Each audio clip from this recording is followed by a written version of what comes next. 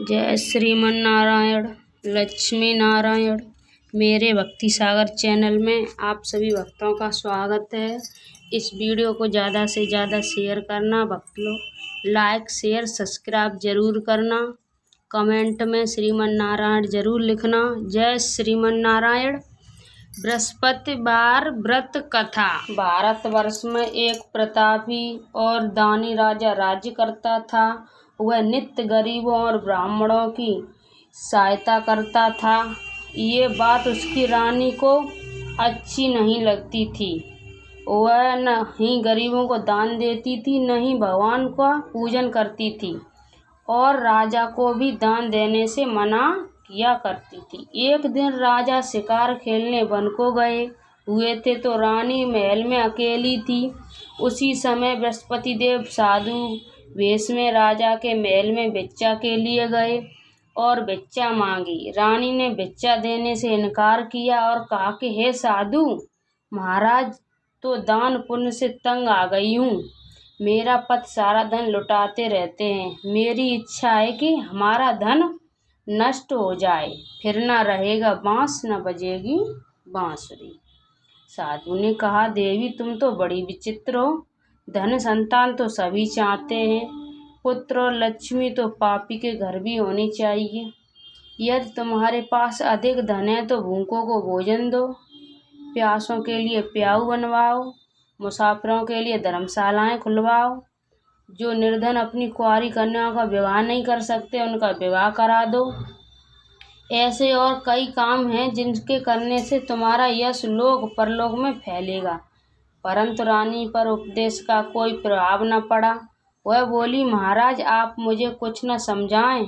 मैं ऐसा धन नहीं चाहती जो हर जगह बांटती फिरूं।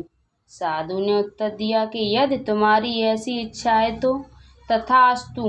तुम ऐसा करना कि बृहस्पति को घर लीप कर पीली मिट्टी से अपना सिर धोकर स्नान करना, भट्टी चनाकर कपड़े धोना। ऐसा करने से आपका सारा धन नष्ट हो जाएगा। इतना कहकर वह साधु महाराज वहां से आलोप हो गए। साधु के अनुसार कई बातों को पूरा करते हुए रानी को केवल 3 बृहस्पतिवार ही बीते थे कि उनकी समस्त धन संपत्ति नष्ट हो गई। भोजन के लिए राजा का परिवार तरसने लगा। तब एक दिन राजा ने रानी से बोला कि हे रानी, तुम यही रहो, मैं दूसरे देश को जाता हूँ, क्योंकि यहाँ पर सभी लोग मुझे जानते हैं, इसलिए मैं कोई छोटा कार्य नहीं कर सकता। ऐसा कहकर राजा परदेश चला गया। वहाँ वह जंगल में लकड़ी काट कर लाता और शहर में बेचता। इस तरह वह अपना जीवन व्यतीत करने लगा। उधर राजा के परदेश जाते ही रानी और दासी दुखी रहने लगी। एक बार जब रानी और दासी को 7 दिन तक बिना भोजन के रहना पड़ा तो रानी ने अपनी दासी से कहा, हे दासी, पास के नगर में मेरी बहन रहती है, वह बड़ी धनवान है। तू उसके पास जा और कुछ ले आ ताकि थोड़ी बहुत गुजर बसर हो जाए। दासी रानी की बहन के पास गई। उस दिन बृहस्पतिवार था और रानी की बहन उस समय बृहस्पतिवार व्रत की कथा सुन रही थी। दासी ने रानी की बहन को अपनी रानी का संदेश दिया, लेकिन रानी ने बड़ी बहन से कोई उत्तर नहीं दिया। जब दासी को रानी की बहन से कोई उत्तर नहीं मिला तो वह बहुत दुखी हुई और उसे क्रोध भी आया। दासी ने वापस आकर रानी को सारी बात बता दी। सुनकर रानी ने अपने भाग्य को कोसा। उधर रानी की बहन ने सोचा कि मेरी बहन की दासी आई थी परंतु मैं उससे नहीं बोली, इससे वह बहुत दुखी हुई होगी। कथा सुनकर वह पूजन समाप्त करके वह अपनी बहन के घर आई और कहने लगी, हे बहन, मैं बृहस्पतिवार का व्रत कर रही थी। तुम्हारी दासी मेरे घर आई थी, परंतु जब तक कथा होती तब तक न तो उठते हैं और न ही बोलते हैं, इसलिए मैं नहीं बोली। कहो दासी क्यों गई थी? रानी बोली, बहन तुमसे क्या छिपाऊं, हमारे घर में खाने तक को अनाज नहीं था। ऐसा कहते कहते रानी की आंखें भर आईं। उसने दासी समेत पिछले 7 दिनों से भूखे रहने तक की बात अपनी बहन को विस्तार पूर्वक सुना दी। रानी की बहन बोली, देखो बहन, भगवान बृहस्पति देव सबकी मनोकामनाएं पूर्ण करते हैं। देखो शायद तुम्हारे घर में अनाज रखा हो। पहले तो रानी को विश्वास नहीं हुआ। वह बहन के आग्रह कहने पर उसने अपनी दासी को अंदर भेजा तो उसे सचमुच अनाज से भरा एक घड़ा मिल गया। ये देखकर दासी को बड़ी हैरानी हुई। दासी रानी के कहने लगी कि हे रानी, जब हमको भोजन नहीं मिलता तो हम व्रत ही तो करते हैं, इसलिए क्यों न इससे व्रत और कथा की विधि पूछ ली जाए ताकि हम भी व्रत कर सकें। तब रानी ने अपनी बहन से बृहस्पतिवार व्रत के बारे में पूछा। उसकी बहन ने बताया, बृहस्पतिवार के व्रत में चने की दाल और मुनक्का से विष्णु भगवान का केले की जड़ में पूजन करें तथा दीपक जलाएं, व्रत कथा सुने और पीला भोजन ही करें। इससे बृहस्पति देव प्रसन्न होते हैं। और व्रत और पूजन विधि बताकर रानी की बहन अपने घर को लौट गई।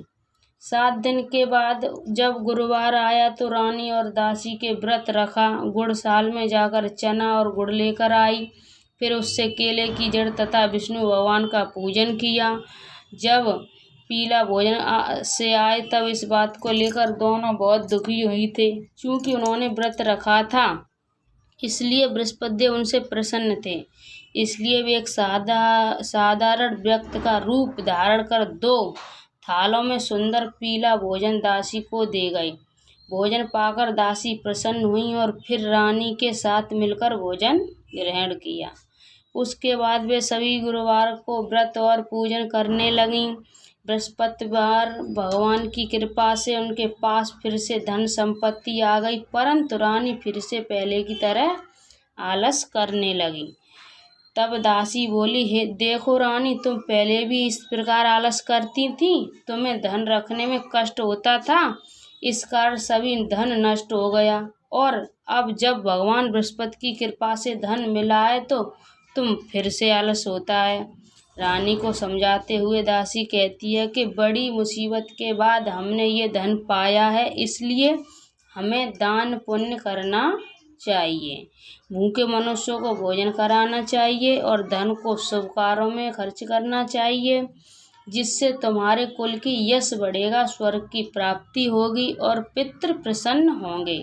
दासी की बात मानकर रानी अपना धन शुभ कार्यों में खर्च करने लगी, जिससे पूरे नगर में यश फैलने लगा। बृहस्पतिवार व्रत कथा के बाद श्राद्ध के साथ आरती की जानी चाहिए। इसके बाद प्रसाद बांटकर उसे ग्रहण करना चाहिए। एक दिन राजा दुखी होकर जंगल में एक पेड़ के नीचे आसन जमाकर बैठ गया। वह अपनी दशा को याद करते व्याकुल होने लगा।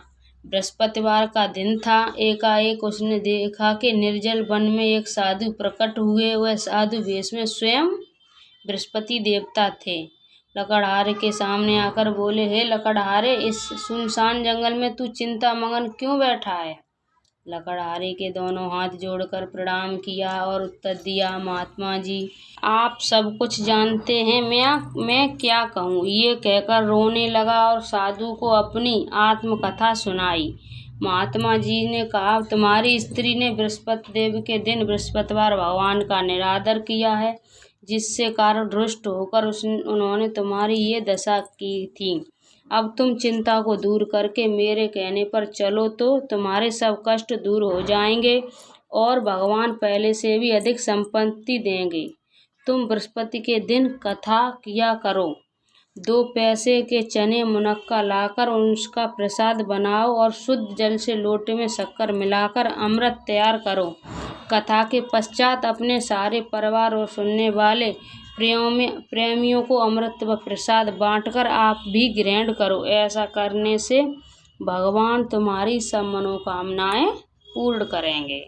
साधु के ऐसे वचन सुनकर लकड़हारा बोला, हे प्रभु, मुझे लकड़ी बेचना इतना पैसा नहीं मिलता जिससे भोजन के उपरांत कुछ बचा सकूं। मैंने रात्रि में अपनी स्त्री को व्याकुल देखा है। मेरे पास कुछ भी नहीं जिससे मैं अपनी खबर मंगा सकूं। साधु ने कहा, हे लकड़हारे, तुम किसी बात की चिंता मत करो। बृहस्पति के दिन तुम रोजाना की तरह लकड़ियों लेकर शहर को ले जाओ।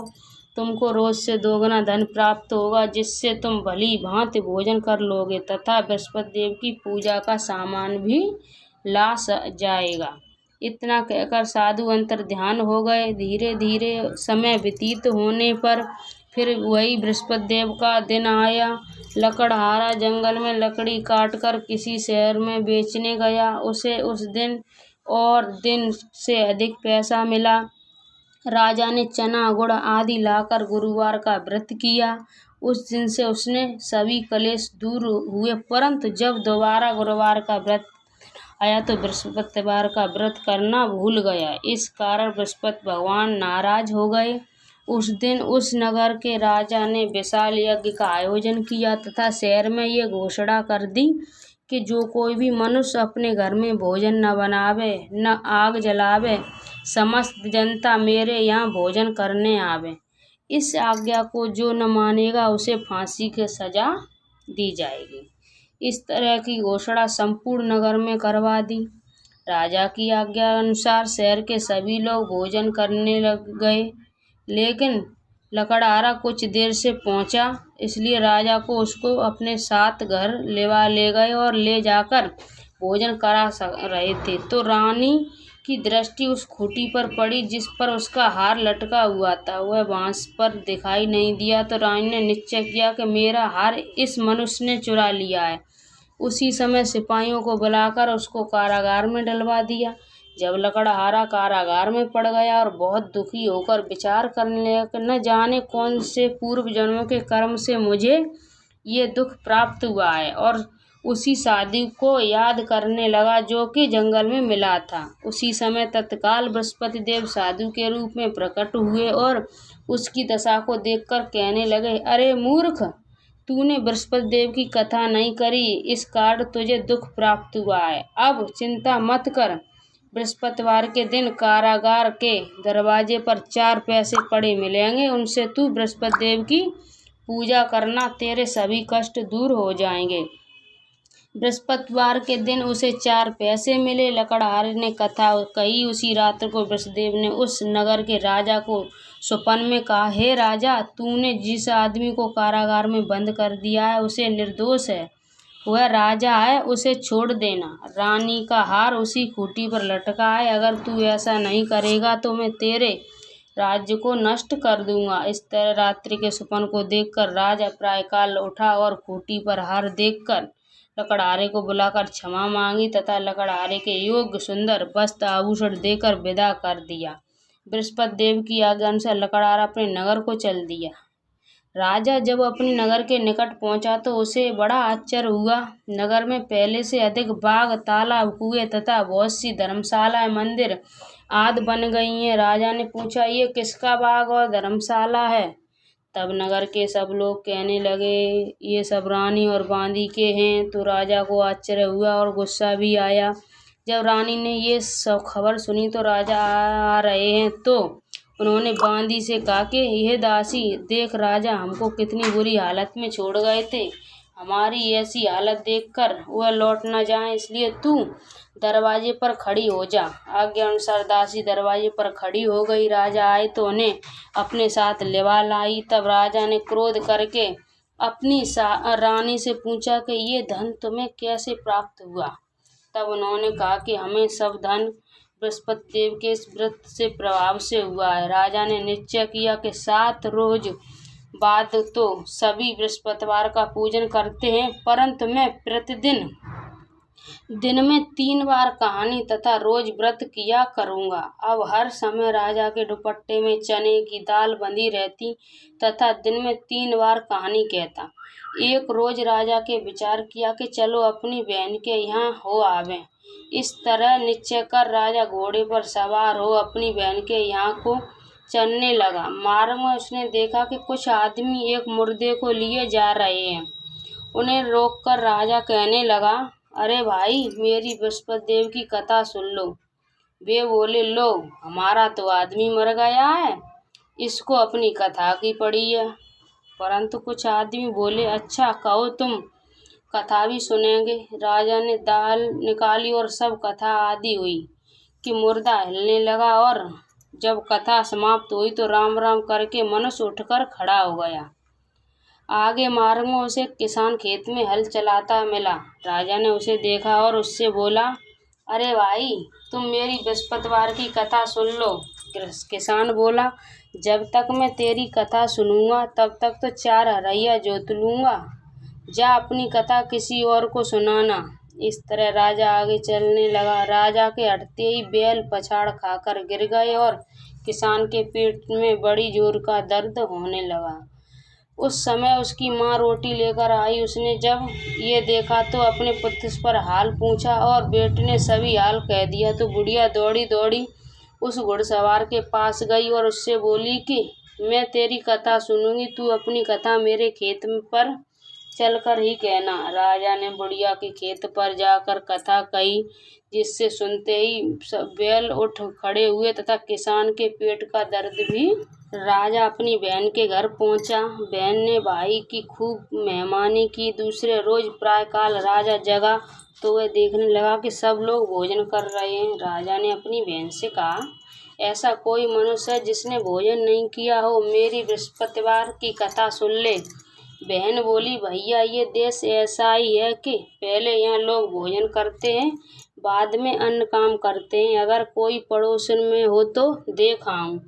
वह ऐसा कहकर देखने चली गई, परंतु उसे कोई ऐसा व्यक्ति नहीं मिला। उसने भोजन न किया हो। अंत तक वह एक कुम्हार के घर गई, जिसका लड़का बीमार था। उसे मालूम हुआ कि उसने यहाँ 3 रोज से किसी ने भोजन नहीं किया है। रानी ने अपने भाई की कथा सुनने के लिए कुम्हार से कहा। वह तैयार हो गया। राजा ने जाकर बृहस्पतिवार की कथा कही, जिससे सुनकर उसका लड़का ठीक हो गया। अब तो राजा की प्रशंसा होने लगी। एक रोज राजा ने अपनी बहन से कहा कि हे बहन, अब हम अपने घर को जाएंगे, तुम भी तैयार हो जाओ। राजा ने बहन ने अपनी सास से कहा। सास ने कहा कि हाँ चली जा, परंतु अपने लड़कों को मत ले जाना, क्योंकि तेरे भाई के कोई औलाद नहीं है। बहन ने अपने भाई से कहा, हे भैया, मैं तो चलूंगी पर बालक नहीं जाएंगे। राजा बोला, जब कोई बालक ही नहीं जाएगा तब तुम क्या करोगी। बड़े दुख मन से राजा अपने नगर को लौट आया। राजा ने अपनी रानी से कहा, हम निर्वंशी हैं, हमारा मुख देखने का धर्म नहीं है और कुछ भोजन आदि नहीं किया। रानी बोली, हे प्रभु, बृहस्पति देव ने हमें सब कुछ दिया है, हमें औलाद अवश्य देंगे। उसी रात को बृहस्पति देव ने राजा के स्वप्न में कहा, हे राजा, उठ, सभी सोच त्याग दे, तेरी रानी गर्भ से है। राजा की ये बात सुनकर बड़ी खुशी हुई। 9वें महीने में उसके गर्भ में एक सुंदर पुत्र पैदा हुआ। तब राजा बोला, हे रानी, स्त्री बिना भोजन कर रह सकती है पर बिना कहे नहीं रह सकती। जब मेरी बहन आवे तुम उससे कुछ मत कहना। रानी ने ये सुनकर हाँ कर दिया। जब राजा की बहन ने ये शुभ समाचार सुना तो बहुत खुश हुई तथा बधाई लेकर अपने भाई के यहाँ आई। तभी रानी ने कहा, घोड़ा चढ़कर तो नहीं आई, गधा चढ़ी आई। राजा की बहन बोली, भाभी, मैं इस प्रकार न कहती तो तुम्हें औलाद कैसे मिलती। बृहस्पति देव ऐसे ही हैं, जैसी जिनके मन में कामनाएं हैं सभी को पूर्ण करते हैं। जो सद्भावना पूर्वक बृहस्पति भगवान का व्रत करता है एवं कथा पढ़ता है, कथा सुनता है, दूसरों को सुनाता है, बृहस्पति देव उसकी सभी मनोकामनाएं